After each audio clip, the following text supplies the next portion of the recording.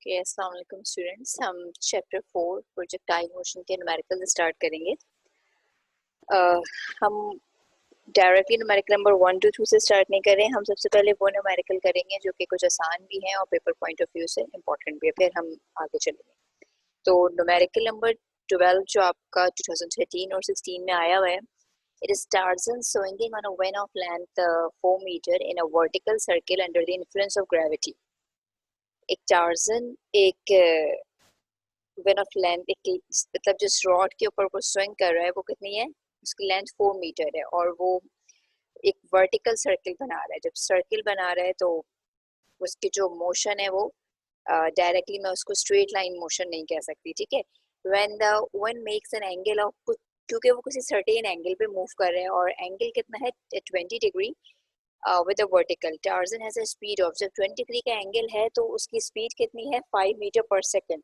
At this time you have to find his centripetal acceleration and tangential acceleration and part B the resultant acceleration।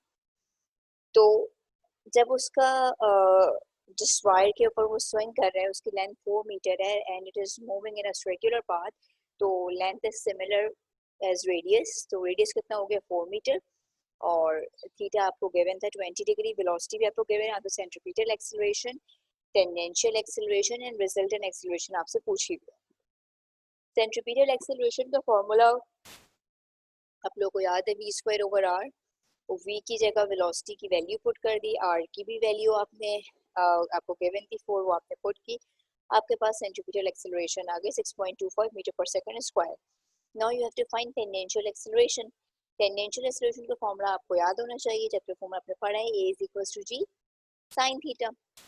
तो आप लोगों ने tangential acceleration का formula put किया, a is equals to g sin theta, g is 9.8, theta आपको given था, इस तरीके से आपके पास टेंजेंशियल एक्सीलरेशन भी आ गई। नाउ यू नो दैट कि सेंट्रीपिटल एक्सीलरेशन और टेंजेंशियल एक्सीलरेशन एक दूसरे के परपेंडिकुलर होती हैं। If these two acceleration are perpendicular to each other, तो हम इसके जो रिजल्टेंट एक्सीलरेशन निकालेंगे वो इस तरीके से निकाल सकते हैं कि under root AC square plus KT square. Centripetal acceleration और टेंजेंशियल एक्सीलरेशन दोनों की वैल्यूज हमको पता थी, यहाँ हमने पुट की।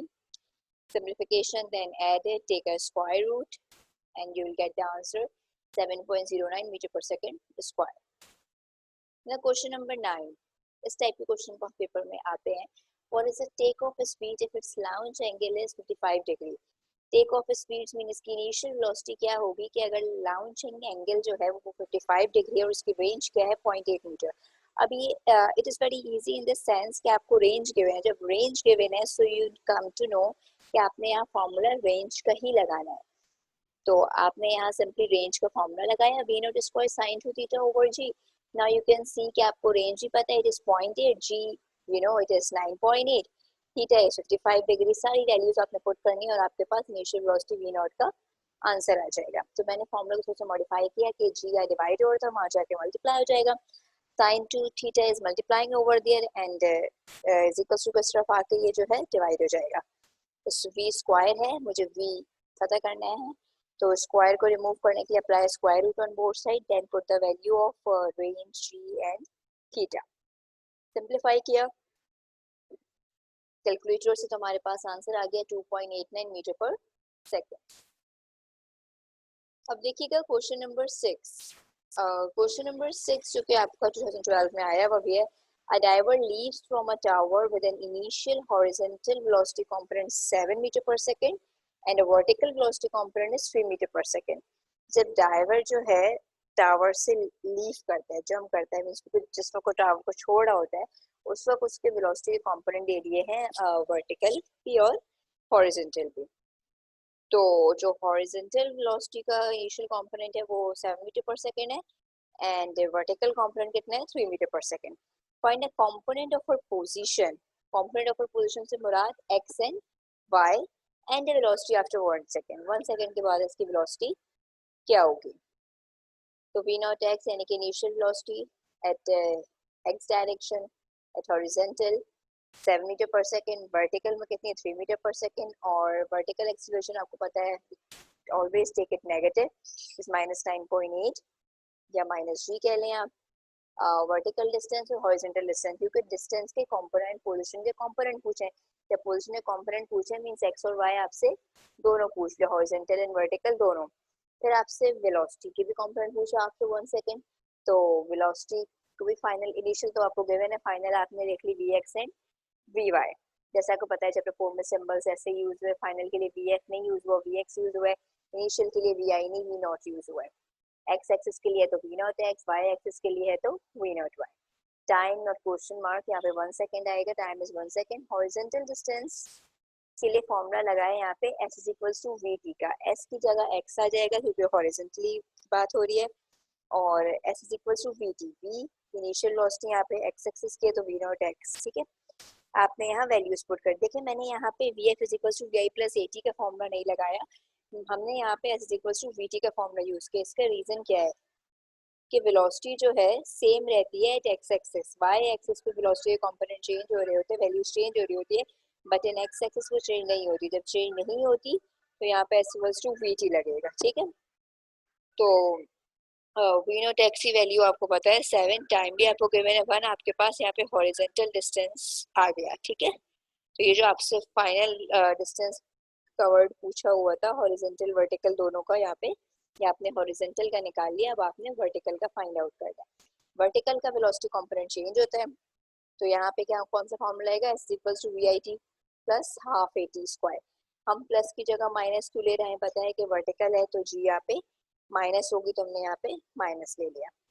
अब वी नॉट वाई और टी की वैल्यू आपको पता है, ठीक है। वी नॉट वाई यहाँ पे कितना था 3, आपने पुट कर दिया, टी कितना था 1 वो भी आपने पुट कर दिया, g you know it is 9.8, simplify किया तो वर्टिकल कंपोनेंट क्या आ गया minus 1.9 metre. Since the horizontal velocity component of a projectile remains constant, horizontal velocity component तो आपको पता है कांस्टेंट रहता है, जब भी हमने वहाँ पे S is equal to V T use किया था, जब कांस्टेंट रहता है तो जो इनिशियल वेलोसिटी होगी वही फाइनल वेलोसिटी होगी, मींस जो वी नॉट एक्स होगा वही आपका वी एक्स आएगा, and this is your answer, it is 7 metre पर सेकेंड। अब हम बात करेंगे फाइनल वर्टिकल कंपोनेंट, उसमें मैं ये नहीं कह सकती कि ये सेम होगा, उसमें मुझे अप्लाई करना पड़ेगा V F is equal to V I plus A T.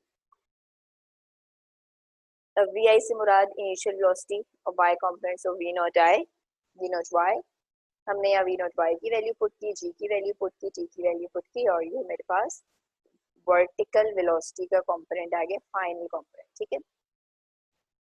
अच्छा अब है question number 8, a mortar shell is fired at a ground level target 500 meter, shell fired हुआ है ground level target, ground level target पे मैं emphasise इसलिए कर रही हूँ, ग्राउंड लेवल टारगेट आपको ये बता रहा है कि 500 मीटर इसकी क्या है, इसकी रेंज है, ठीक है। Distance with an initial velocity आपको गिवन है 90 मीटर पर second, what is the launch angle, theta आपसे फाइंड आउट करने के लिए क्या है। भाई जब रेंज की बात है तो यू नो कि यहाँ पे फॉर्मूला किसका लगेगा, रेंज का, V naught square sin 2 theta divide by G. Range आपको पता है 500 मीटर, वेलोसिटी आपको पता है 90, sin 2 theta divide by G, G is 9.8, ठीक है। 9.8 यहाँ डिवाइड हो रहा था, वहाँ जाके मल्टीप्लाई हो जाएगा, 90 का स्क्वायर यहाँ मल्टीप्लाई होगा, यहाँ के हो जाएगा डिवाइड, साइन यहाँ मल्टीप्लाई है, यहाँ के sine sine is equal to हो जाएगा तो ऑब्वियसली साइन इनवर्स हो जाएगा, साइन इनवर्स यानी कि साइन इनवर्स के साथ आपने ये वैल्यू निकालनी है।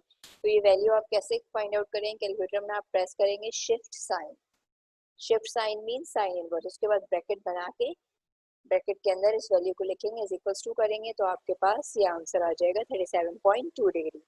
2 थीटा था, मुझे थीटा चाहिए, 2 थीटा नहीं चाहिए, तो 2 यहाँ मल्टीप्लाई हो रहा है, यहाँ आके हो जाएगा डिवाइड, तो आपके पास जो थीटा का आंसर आया वो कितना आ गया 18.6, ठीक है। क्वेश्चन नंबर 4 स्टार्ट करते हैं। A ball is thrown horizontal direction from a height of 10 metre with a velocity of 21 metre पर सेकंड। एक बॉल जो है horizontal direct ball is thrown, फेंकी गई, मतलब बिल्कुल वर्टिकली स्ट्रेट नहीं फेंक दी, थोड़ा सा जैसे हम बॉल को फेंकते हैं यूं थोड़ा सा हॉरिजॉन्टल डायरेक्शन में, फिर जाके नीचे गिरती है, तो हॉरिजॉन्टल डायरेक्शन में वो फेंकी गई है, कितनी हाइट से, 10 मीटर की हाइट से, और कितनी वेलोसिटी से फेंकी गई है, it is 21 meter per second. How far will it hit the ground from its initial position on the ground and with what velocity, ठीक है, मतलब हाउ फार, कितना दूर, will it hit the ground, means x आपसे पूछा है, ground की बात हो रही है, ठीक है, from its initial position on the ground and with what velocity, और कितनी वेलोसिटी से, तो आपसे फाइनल वेलोसिटी भी पूछी है, ठीक है। अच्छा, वर्टिकल डायरेक्शन की अगर हम बात करें तो वो एस इक्वल्स टू, यहाँ वर्टिकली डिस्टेंस गिवन है इसलिए मैं वर्टिकल की बात कर रही हूँ पहले, S equals to V I T plus half A T square का फॉर्मूला आएगा, प्लस की जगह माइनस क्यों लगा रहे हैं, क्योंकि बात हो रही है वर्टिकल डायरेक्शन की, उसके लिए हमने जी को माइनस सी लिया था अपनी डेरिवेशन में भी। अब हमने यहाँ y की वैल्यू पुट की, v नॉट y की t सारी वैल्यूज हमने यहाँ पुट की, 0 से t मल्टीप्लाई होगा तो वो 0, और ये कितना हो गया 4.9, ठीक है। अब इधर देखिएगा कि 4.9 या माइनस से माइनस कैंसिल, 4.9 या मल्टीप्लाई होता है यहाँ के डिवाइड, फिर t आपने डिवाइड कराया तो आपके पास आंसर आया 2.041, ठीक है, ऊपर स्क्वायर है, मुझे स्क्वायर का नहीं, मुझे इसका रूट लेना पड़ेगा क्योंकि मुझे t का आंसर चाहिए। मेरे पास t आ गया ना, क्वेश्चन इज दैट कि मैंने t क्यों निकाला, t तो मुझसे नहीं पूछा हुआ था, मुझे तो सिंपली x और y पता करना था।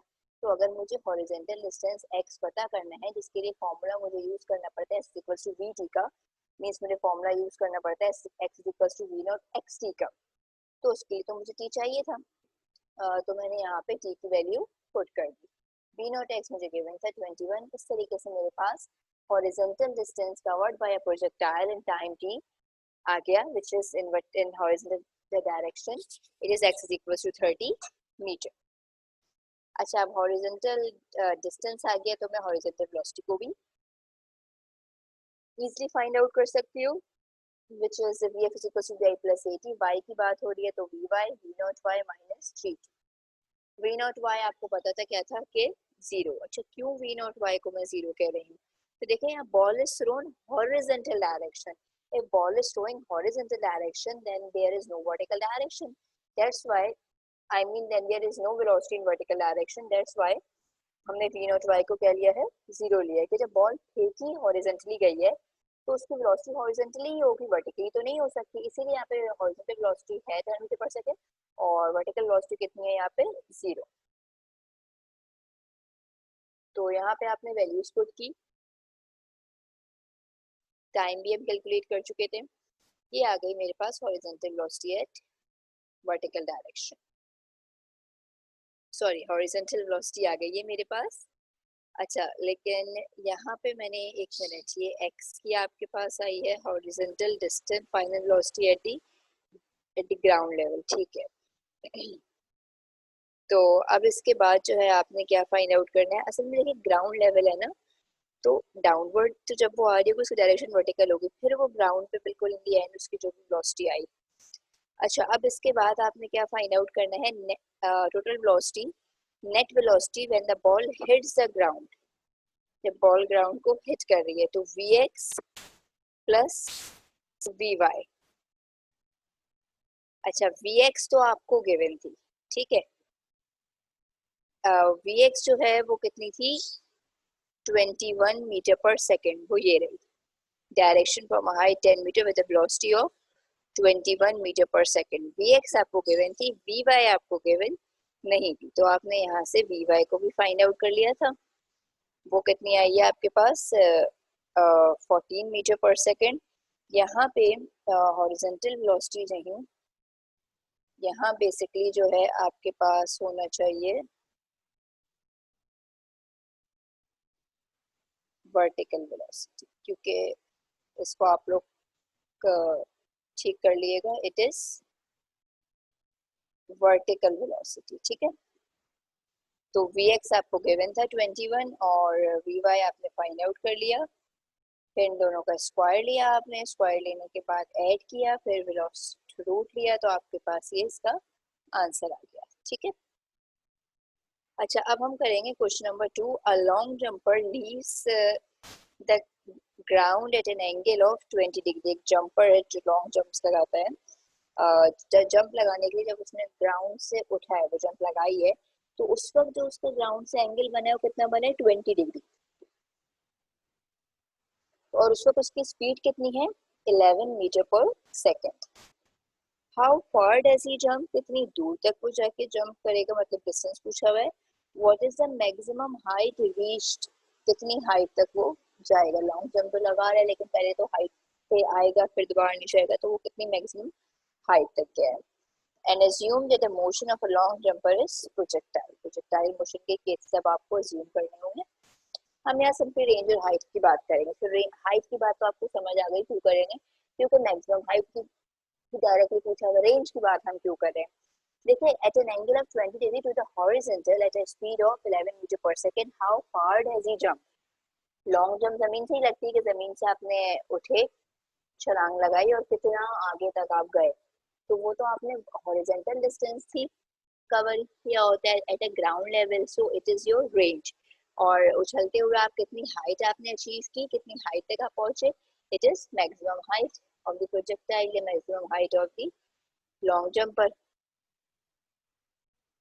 So since the motion of the long jumper is assumed to that of the projectile, therefore the total horizontal distance covered is equal to the range of the projectile। वही बात जो मैं आपसे कर रही थी।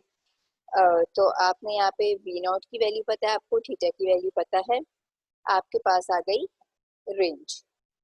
साइन 40 याद रखिएगा, कैलकुलेटर आपने डिग्री में रखना है, रेडियन में होगा तो आंसर गलत आएगा। आपके पास रेंज का आंसर आ गया, ठीक है। मैक्सिमम हाइट का फॉर्मूला आपको सिंपली याद होना चाहिए, और इसका फॉर्मूला क्या है, H is equal to V naught square sine two V naught square sine square theta divide by 2g। तो ये वी नॉट साइन थीटा का मैं होल स्क्वायर भी ले सकती हूँ, कैलकुलेशन आसान हो जाएगी। वी नॉट की वैल्यू पुट की 11, थीटा की वैल्यू पुट की 22 और जी की वैल्यू 9.8। पहले हम लेंगे साइन 20, साइन 20 का जो आंसर आएगा उसको 11 से मल्टीप्लाई करेंगे, फिर उसका जो आंसर आएगा उसका हम लेंगे स्क्वायर। आई एम रिपीटिंग, पहले हम लेंगे साइन 20, साइन 20 का जो भी आंसर आएगा आप उसको 11 से मल्टीप्लाई कराएं। 11 से मल्टीप्लाई कराने के बाद जो आंसर आ रहा है आप उसका स्क्वायर लेके स्क्वायर ले लें, और ये उससे आपका आंसर आ जाएगा। 2 को 9.8 से मल्टीप्लाई किया तो 19.6, फिर इन दोनों को आपने डिवाइड किया तो आपके पास मैक्सिमम हाइट आ गई लॉन्ग जंपर की, वो कितनी आ गई 0.7.22 मीटर, ठीक है। तो आज चैप्टर 4 के न्यूमेरिकल्स जितने भी इम्पोर्टेंट है वो हमने कवर कर लिए। कुछ हमने पास्ट पेपर के में भी देख लिया कि कौन कौन से न्यूमेरिकल ऐसे हैं जो पास्ट पेपर्स में आते रहे हैं, तो उसकी प्रैक्टिस करनी है।